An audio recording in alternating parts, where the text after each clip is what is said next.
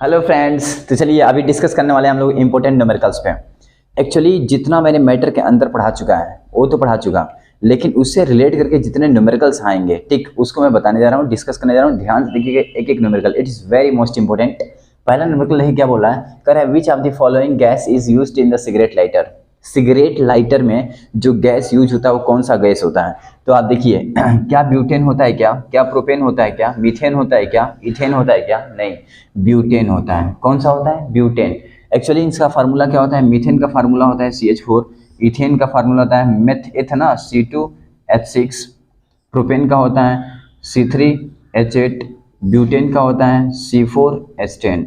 It is the formula. देख रहे हैं ना, ब्यूटेन। ब्यूटेन किस में यूज होता है, सिगरेट लाइटर्स में होता है। याद रखिएगा ब्यूटेन का यूज किस में होता है, सिगरेट के लाइटर्स में होता है। It is very most important. आते हैं सेकंड क्वेश्चन पे। ये तो सिंपल था। सेकंड क्वेश्चन देखिए, विच of the following is produced during the formation of photochemical smog. Photochemical smoke पहले होता क्या है ये जानिए, उसके बाद इससे क्या प्रोड्यूस होता है ये बताएंगे। ठीक, फोटोकेमिकल स्मोक की बात करूं तो होता क्या है, मान लीजिए ये हमारा एटमॉस्फेयर है। इस एटमॉस्फेयर में NO गैस हैं, NO2 गैस हैं।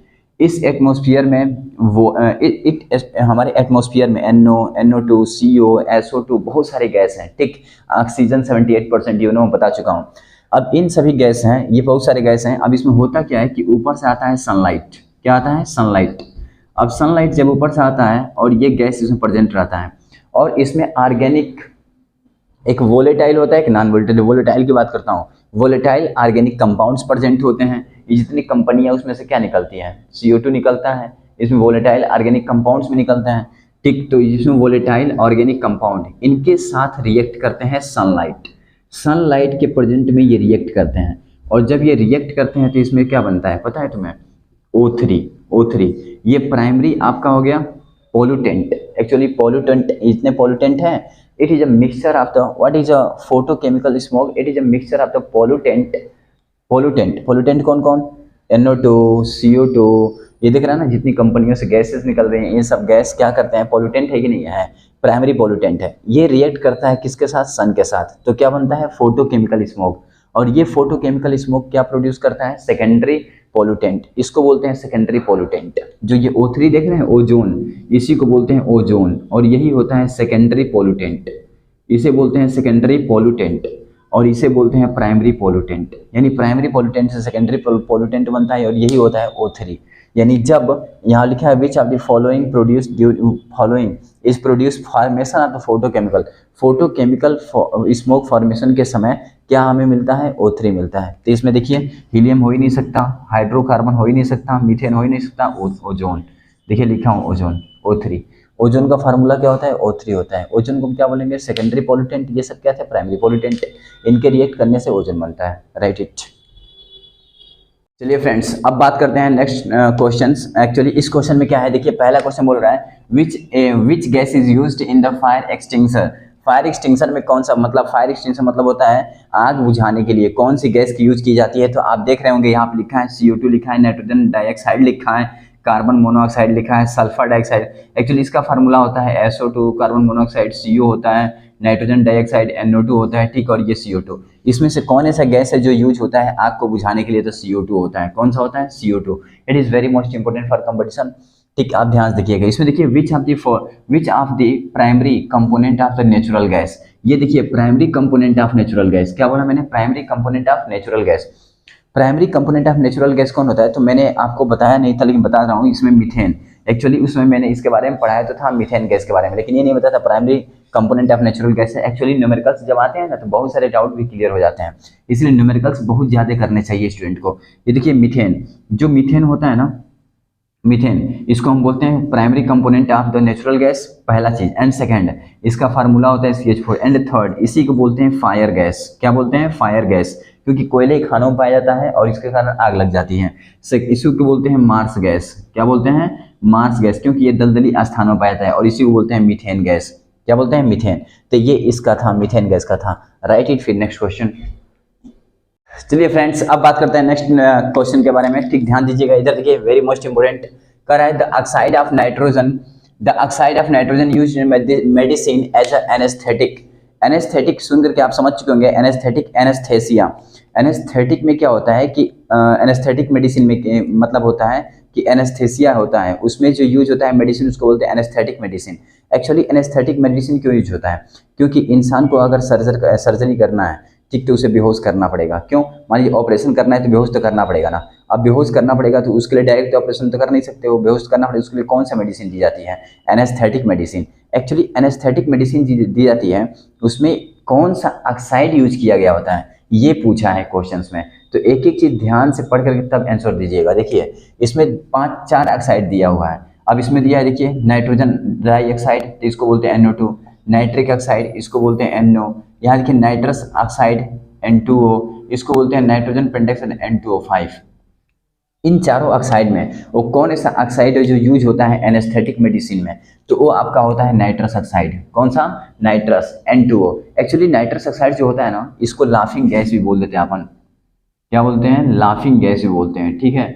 ये आपका लाफिंग गैस भी है, नाइट्रस ऑक्साइड। तो ये रहा आपका नाइट्रस ऑक्साइड जो यूज होता है एनेस्थेटिक में। Okay, right. अब बात करते हैं, विच of the following liquid has the highest pH? वो कौन ऐसा लिक्विड है इसमें से जिसकी पीएच क्या है? हाईएस्ट है। चलिए देखते हैं। पहला लिक्विड दिया है ह्यूमन ब्लड। क्या हम लोग के जो ब्लड होते हैं उसकी हाईएस्ट है पीएच मान? सेकंड दिया है लेमन जूस। क्या लेमन जूस का हाईएस्ट है? थर्ड दिया है ऑरेंज जूस। क्या ऑरेंज जूस का हाईएस्ट है? फोर्थ दिया है मिल्क ऑफ मैग्नीशिया। क्या मिल्क ऑफ मैग्नीशिया का ज़्यादा है? तो सबसे पहले इसका फार्मूला देख लीजिए। मिल्क ऑफ मैग्नीशिया का फार्मूला होता है MgOH का ट्वाइस मैग्नीशियम हाइड्रोक्साइड, इसको बोलते हैं मिल्क ऑफ मैग्नीशिया। एक्चुअली ये जो मिल्क ऑफ मैग्नीशिया आप देख रहे हैं, इसका जो पीएच मान होता है वो होता है 10.4। ये पीएच मान है इसका, समझ गया ना। एक्चुअली बेस है तो ज़्यादा तो होएगा ही। अब देखिए ऑरेंज जूस का होता है 3.3 से 4 मान चलिए 2, इसके बीच में आता है। लेमन जूस का होता है आपका 2 to 3, ये 2 to 3 होता है पीएच मान। इसका देख लीजिए ब्लड का, ह्यूमन ब्लड 7.4 होता है। अब आप ही देख लीजिए, ह्यूमन ब्लड 7.4, लेमन जूस 2 से 3, ऑरेंज जूस 3.3 से 4 और मिल्क ऑफ मैग्नीशिया 10.4। तो आप देख लिए ना, अगर आपको पीएच मान याद है तो आप आसानी से बता सकते हैं कि नहीं बता सकते हैं? 100%। यानी आपको पीएच मान याद करना पड़ेगा इन सब का। It is very most important. देखिए मिल्क ऑफ मैग्नीशिया, यानी मिल्क ऑफ मैग्नीशिया का पीएच मान सबसे ज़्यादा होगा इस लिक्विड का। Okay, right it is very most important for you. चलिए फ्रेंड्स, नेक्स्ट न्यूमेरिकल की बात करते हैं। अब देखिए आपके पास ये न्यूमेरिकल्स हैं। कह रहा है which of the following elements salt are most soluble? इसमें से कौन ऐसा एलिमेंट है जिसके द्वारा जो साल्ट बना है, जिसके द्वारा कोई साल्ट बनेगा तो वो साल्ट ज़्यादा सोल्यूबल होगा? जैसे देखिए लिथियम है, सोडियम है, पोटेशियम है और रुबिडियम है। कह रहा है ये जो चारों एलिमेंट आप देख रहे हैं, इन चारों एलिमेंट से अगर हम साल्ट बना दें तो उन साल्ट में सबसे ज़्यादा सोल्यूबल कौन साल्ट होगा? लिथियम वाला होगा कि सोडियम वाला होगा कि पोटेशियम कि रुबिडियम? तो you have no idea for this, but देखिए मैं बता रहा हूँ, ध्यान से देखिएगा एक पॉइंट। अगर मैं लिथियम की बात करूँ तो इसको लिखते हैं Li से, सोडियम की बात करूँ तो Na से, पोटेशियम K होता है और रुबिडियम Rb, राइट। अब ये आपके एलिमेंट्स हैं, इनसे कोई साल्ट बनाया गया, जैसे LiSO4, Na2SO4, K2SO4, RbSO, ऐसा बन गया। अब जो बना उससे पूछा ये गया है कि बताओ ज़्यादा सोल्यूबल उसमें से कौन होगा? तो सबसे पहले यहाँ पे दो चीज़ आपको देखना पड़ता है। एक देखना पड़ता है लेटिस एनर्जी और एक देना पड़ता है हाइड्रेशन। इस पूरे एलिमेंट्स में जो सोडियम देख रहे हैं इसकी लेटिस कम होगी विद रिस्पेक्ट टू हाइड्रेशन, इसका हाइड्रेशन ज़्यादा होगा सोडियम का। हाइड्रेशन क्या होता है? अब ये चल रहा होगा दिमाग में। एक्चुअली मान लीजिए अगर सोडियम में NaCl ले लिया तो ये सोडियम साल्ट हुआ ना। हाँ, अगर मैं इसको वाटर में डाल दूँ तो वाटर में डालूंगा ना, तो वाटर में डालने के बाद ये आयनों ब्रेक होगा Na+Cl-, और जो इसमें वाटर है, ये वाटर मॉलिक्यूल H2O जितने आप देख रहे हैं, ये चारों तरफ से इस Na+ को कवर कर लेंगे, ऐसे सील्ड कर लेंगे, सील्ड चारों तरफ से। आप चारों तरफ सील्ड करेंगे तो एक देख रहे हैं ना ये सर्कल की तरह। तो जब मान लीजिए यहाँ पे Na+ था, इधर भी H2O आके इसको सील्ड कर दिया, इधर भी आकर इसको घेर लिया, देख रहे हैं? तो ये एक बन गया सर्कल की तरह और इसके पास एक रेडियस आ गई। इस रेडियस को बोलते हैं हाइड्रेशन रेडियस, और इसको घेरने के लिए जो एनर्जी लगती है उसे बोलते हैं हाइड्रेशन एनर्जी। क्या बोलते हैं? Hydration energy. तो इसका हाइड्रेशन बहुत ज़्यादा होता है और जब इसकी हाइड्रेशन ज़्यादा होगी तो सिंपल फंडा है कि ये बहुत ज़्यादा सोलुबल होगा। यानी कौन सा साल्ट ज़्यादा सोलुबल होगा? सोडियम। अब सोडियम जो होता है बहुत ज़्यादा सोलुबल होता है विद रिस्पेक्ट टू इन तीनों के। ठीक, समझ रहे हैं ना, क्योंकि इसकी हाइड्रेशन ज़्यादा होता है लेटिस एनर्जी के रिस्पेक्ट में। तो ये आपको प्रैक्टिस कर लेना पड़ेगा। ठीक, हाइड्रेशन बता दिया, एनर्जी बता दिया। नेक्स्ट देखिए, विच among the following is not an insulator. पूछ रहे हैं बताइए इसमें से कौन इंसुलेटर नहीं है। अब इसमें से कौन इंसुलेटर नहीं है? Dry paper, ebonite, mercury, glass. Simple फंडा, ग्लास क्या है? इंसुलेटर। 100% करंट फ्लो होएगा ही नहीं। इबोनाइट भी क्या है? इंसुलेटर। ड्राई पेपर क्या है? इंसुलेटर। कौन नहीं है इंसुलेटर ये पूछा है? मरकरी। मरकरी क्या है? एक लिक्विड होता है Hg मरकरी, मेटल के साथ साथ लिक्विड है एट रूम टेम्परेचर, और मरकरी जो होता है ये कंडक्टर होता है, नॉट इंसुलेटर। राइट, तो आपका मरकरी हो गया। Right it friends. अब बात करते हैं next numerical. It is very most important, हर एक न्यूमेरिकल इंपोर्टेंट है। देखिए कह रहा है what are the main component of alloy bronze. अब यहाँ पे आ गया ना एलॉय, मैं सब पढ़ा चुका हूँ इसके पहले वाले लेक्चर में। एलॉय ब्रॉन्ज की बात कर रहा है। ठीक, तो देखिए यहाँ पे चारों में लिख चुका हूँ। It is very most important, इसे प्रैक्टिस कर लीजिएगा। एलॉय ब्रॉन्ज जो होता है, जो ब्रॉन्ज होता है एक तरह का एलॉय है, मिक्सचर ऑफ अ मेटल। अब इसमें कौन सा मेटल मिला होता है? तो कापर और टीन। कौन? कापर और टीन। कापर और एसन, इन दोनों के कॉम्बिनेशन से बनता है आपका ब्रॉन्ज। और कापर और जिंक, इससे बनता है ब्रॉस। जिंक और निकल, इससे बनता है क्वाइन सिल्वर। और एल्यूमिनियम और निकल से बनता है एल्निको। राइट, तो हमको ब्रांच से मतलब है कापर और टीन। इसमें देखिए कहाँ है? कापर जिंक है, कापर टीन। देखिए यहाँ पे second, it is very most important, practice it. Right, इसमें देखिए crystallization is an example of. बताइए क्रिस्टलाइजेशन जो होता है वो आपका फिजिकल चेंज है कि केमिकल चेंज है कि केमिकल रिएक्शन है कि गैल्वेनाइजेशन है? तो सबसे पहले आपको बताते चलूँ कि गैल्वेनाइजेशन क्या होता है। आपके दिमाग में चल रहा होगा, होता क्या है कि जो जिंक होता है, जिंक का हम लोग कोटिंग कर देते हैं किसके साथ? मेटल के साथ। कौन सा मेटल? आयरन। अगर आयरन के ऊपर हम जिंक का कोटिंग कर देंगे तो आयरन में जंग नहीं लगेगा, जंग से बचाया जा सकता है। यानी आयरन को अगर जंग से बचाना है, जंग क्या होता है? जब मॉइस्चर और एयर और वाटर के प्रेजेंट में आयरन लोहा जाता है तो कुछ समय के बाद धीरे धीरे एक ऐसी प्रोसेस रिएक्शन होने लगती है उसमें कि उसमें जंग लग जाती है और लोहा खराब हो जाता है। उससे बचने के लिए अपन उस पर जिंक का कोटिंग कर देते हैं। किसका? जिंक, या ग्रेसिंग, या उस पर पेंट लगाते हैं। राइट, तो ये होता है गैल्वेनाइजेशन, जिंक का कोटिंग करना। ठीक, बचाने के लिए किससे? तो कोरोजन से। राइट, आप सुनिए कि इसमें केमिकल रिएक्शन आप जानते हो, chemical reaction two most substance react इधर then form new substance, chemical reaction. यहाँ देखिए केमिकल चेंज, इसमें नया सब्सटेंस बनता है केमिकल चेंज में। यहाँ देखिए फिजिकल चेंज, एक ऐसा चेंज जिसमें नया सब्सटेंस नहीं बनता। एक्चुअली यहाँ वर्ड है क्रिस्टलाइजेशन इज एन एग्जाम्पल। बताइए क्रिस्टलाइजेशन इन चारों में से किसका एग्जाम्पल्स है? तो सबसे पहले मैं आपको बता दूं क्रिस्टलाइजेशन में क्या होता है। मान लीजिए सपोज यहाँ लिखा हूँ मैं Na2CO3.10H2, ऐसा मैं लिखा हूँ। तो ये जो 10H2 आप देख रहे हैं ना, वाटर मॉलिक्यूल इस सब्सटेंस के अंदर है ना, तो इसको बोलेंगे क्रिस्टल सब्सटेंस। क्या बोलेंगे? क्रिस्टल। अगर मैं इसको हीट करूँ ना तो ये वाटर मॉलिक्यूल बाहर निकल जाएंगे।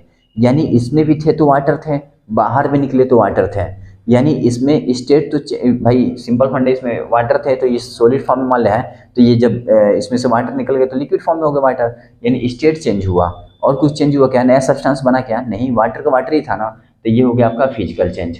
यानी कोई पूछे what is the crystallization is example, आप तो क्या बोलेंगे? Physical change. यानी फिजिकल चेंज का एग्जांपल होता है crystallization. Right, it is very most important, right it and practice it. अब बात करते हैं नेक्स्ट न्यूमेरिकल। क्या बोल रहा है? कह रहा है what is the formed when magnesium is burnt. ये क्लास 10th का क्वेश्चन है एक्चुअली, देखा जाए तो रियलिटी में, और CGL 2011 में पूछा था ये। देखिए क्या क्वेश्चन है, what is the formed when magnesium is formed. What is formed when magnesium is burnt.